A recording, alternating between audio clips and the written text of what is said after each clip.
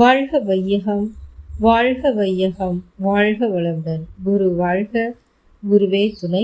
ஆசான் அருள் தந்தை வேதாத்ரி மகரிஷி அவர்கள் நம்மோடு சுக்குமமாக நிறைந்து இன்றைய சிந்தனையை சிறப்பித்து தருவாராக. இன்னைக்கு நம்மை சுற்றி இருக்கும் ஒளிவட்டம் என்ற பொருள் குறித்து சிந்திக்கிறோம். இப்போ ஒளிவட்டம் அப்படின்னு கேள்விப்பட்டிருக்கோம். இதை ஆரான்னு இங்கிலீஷில் சொல்லுவாங்க, AURA, ஆரா. இது வேறு ஒன்றும் இல்லைங்க, நம்மளோட ஜீவகாந்த அலை தான்.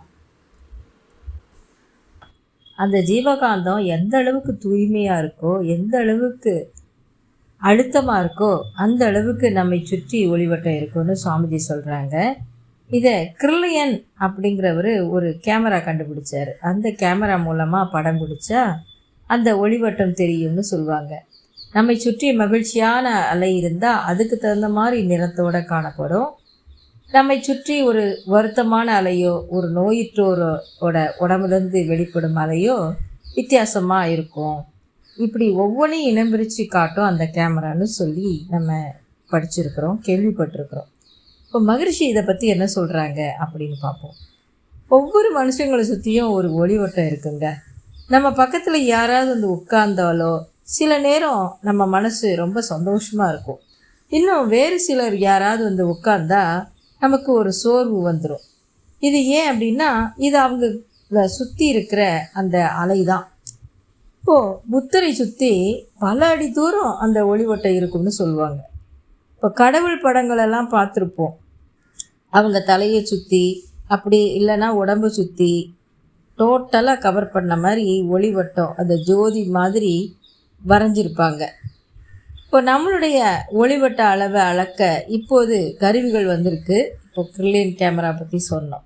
இப்போ நாம் தவம் செய்ய நம்மளுடைய ஒளிவட்டம் விரியும். அது விரிய விரிய நம்மை சுற்றி இருக்கிறவங்க எல்லாமே நம்மளால் ஈர்க்கப்படுவாங்க. இப்போ தவம் நடத்துகிற போதும் சரி, கூட்டு தவத்தில் மௌனத்தில் இருக்கும்போதும் சரி, எல்லாருக்கும் அந்த ஒளிவட்டம் அதிகமாக தான் இருக்கும். அது எப்படி நம்ம புரிஞ்சுக்கலாம்? நம்ம அன்றாடம் செய்யக்கூடிய பணிகள் இந்த மௌனம் இல்லாத காலத்தில், தவம் செய்யாத காலத்தில் கஷ்டப்பட்டு செஞ்சுருப்போம். ஆனால் தவம், மௌனம் இவற்றிலெல்லாம் ஈடுபடும் பொழுது நம்ம அந்த வேலையை ரொம்ப சுலபமாக செஞ்சுருப்போம். ஒரு சங்கல்பத்துக்கு வலு கொடுக்கணுன்னாலும் நம்ம தவம் செஞ்சு ஆழ்ந்த மௌனத்தில் ஒடுங்கி நிற்கும் பொழுது நம்மளுடைய ஜீவகாந்த அலை திணிவு மிக்கதாக இருக்கும். அப்போது நம்மளுடைய எண்ணங்கள் வெற்றியடைய வாய்ப்புகள் நிறைய இருக்குது. நம்ம இதெல்லாம் வாழ்க்கையில் நிறைய அனுபவத்தில் கண்டிருக்கிறோம். அப்போது ஜீவகாந்த சக்தியை பெருக்கி கொள்ளணும். அதற்கு நாள்தோறும் சத்சங்க தொடர்பு இருந்தால் ரொம்ப ரொம்ப நல்லது. நாள்தோறும் மனவளக்கலை பயிற்சிகளை நம்ம திறமையாக செய்து வரும் பொழுது நமக்கு அந்த ஒளிவட்டம், அந்த ஜீவகாந்த திணிவு அலைகள் நாளுக்கு நாள் அதிகமாகி நம்மளால் மற்றவர்கள் ஈர்க்கப்படுவார்கள். அப்போது நம்மளால் நிறைய கர்ம வினைகளை போக்கிக் கொள்ள அளவுக்கு தொண்டு வாழ்க்கையில் ஈடுபட முடியும். இப்போ தொண்டு செய்தால்தான் நம்ம கொண்டு வந்த கர்ம வினைகள் நீங்குங்கிறது நம்ம உணர்ந்திருப்போம்.